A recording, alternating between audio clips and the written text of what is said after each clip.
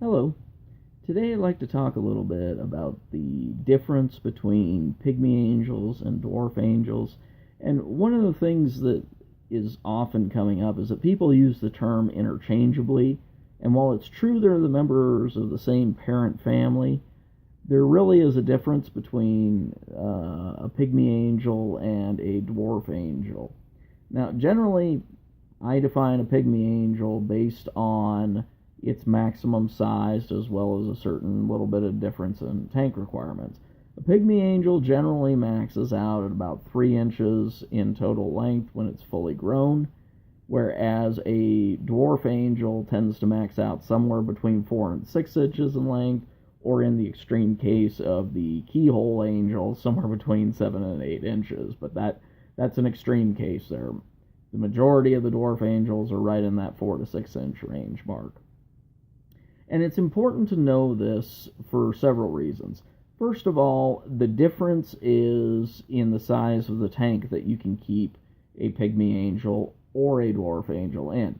Generally speaking, for dwarf angels, I recommend a tank of at least 4 feet in length, usually 55 gallons or larger. They really need that length because they're very active fish. They generally have some pretty big attitudes to them. And if you put them in a smaller tank, the odds of ingression go through the roof. So I don't recommend dwarf angels for smaller sized tanks. Now, that said, I'm not in favor of putting a dwarf or pygmy angel in something like a biocube. So if you have any ideas about getting a little biocube and sticking like a coral beauty or some kind of pygmy angel in there, I wouldn't do it. Both of them are very active, tend to be a little bit more aggressive, so your chances of success go down exponentially when you put them in a tank that isn't even any wider than 2 feet in length at most. So for pygmy angels, on the other hand, what I would say is I would go down to a 3-foot long tank. That would be something like, say, a 40-gallon breeder would work for a pygmy angel. The pygmy angels would be fish like the cherub fish or its Pacific blue cousin, the Pacific pygmy angel. It would be the flameback angel, African flameback angel, or its Brazilian counterpart, the fireball, or the yellowtail pygmy. Now, that said, however, I honestly, the only one of the pygmy angels that I can truly recommend with a clear conscience would be the cherub fish or pygmy angel. The Pacific one, I'm not 100% sure on. I'd have to do a little more research on that guy, just because they're not as common. But the Atlantic cherubfish, or pygmy angel as it's known, it's a nice sapphire blue, generally have a bit of yellow on their face as well. Those guys, I would say, if you wanted to stick one in, say, a 40 breeder, you should be able to keep one for its entire life with no problem. And they'll generally be a decent tank mate as long as they're the only pygmy angel in there. You try and stick another one in there, and you're going to have a massive fight on your hands because they will tear each other apart unless they're a mated pair. So anyways, for the pygmy angels, they're a good choice alternative for somebody who has a decent sized tank but doesn't necessarily have that for full 4 foot or longer length. As I said, something in the neighborhood of like a 40 breeder would work well. The other one that would work well are for people who decide to go with like the IM Nuvo, the Innovative Marine Nuvo 30-gallon long setup, because that has a 3-foot length. So you could probably end up getting a cherub fish to work in that tank as well. The dimensions aren't as common otherwise, but for people who are looking for, say, an all-in-one unit and looking at, even, say, that 30-gallon long tank, a cherub fish would probably work in there.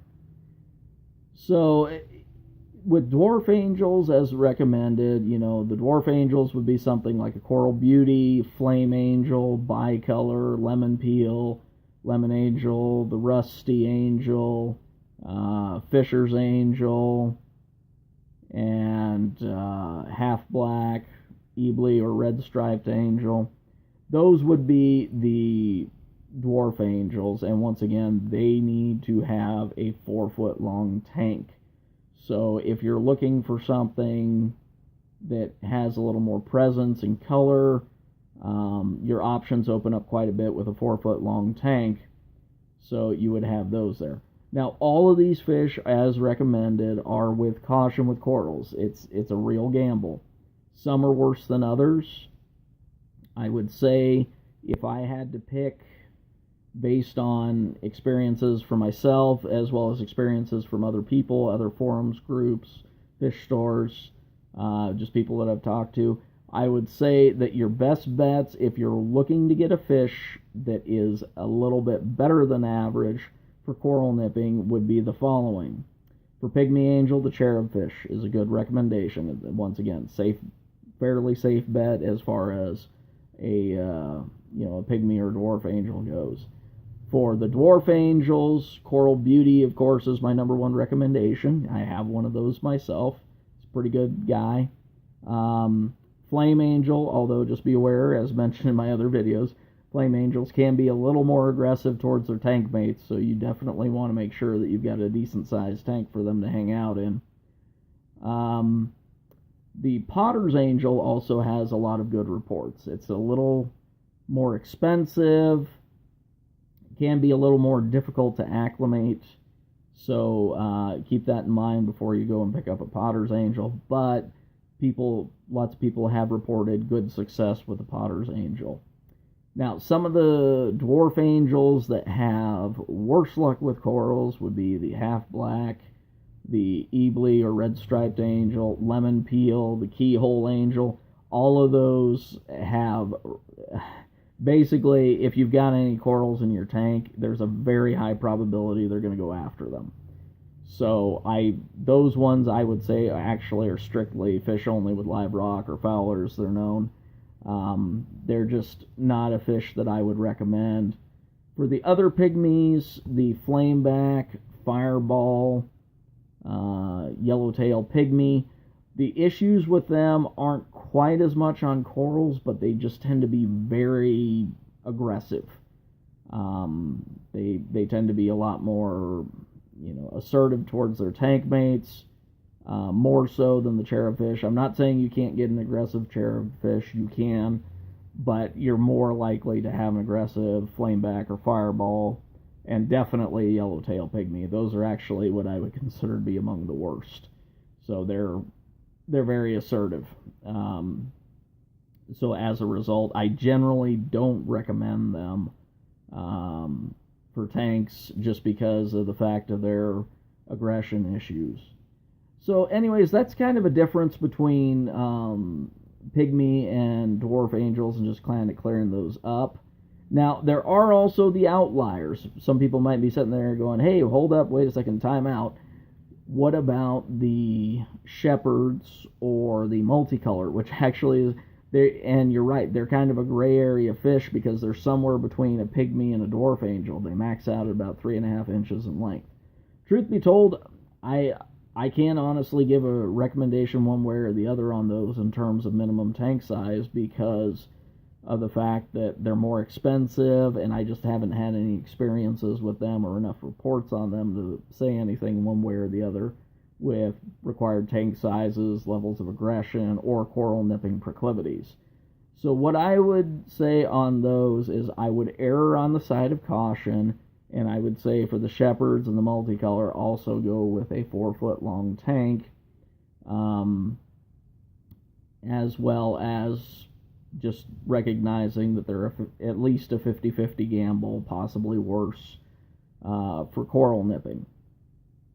So anyways, those are kind of the differences that I've mentioned as far as pygmy and dwarf angel tank requirements. And that's all I've got, and thanks for watching.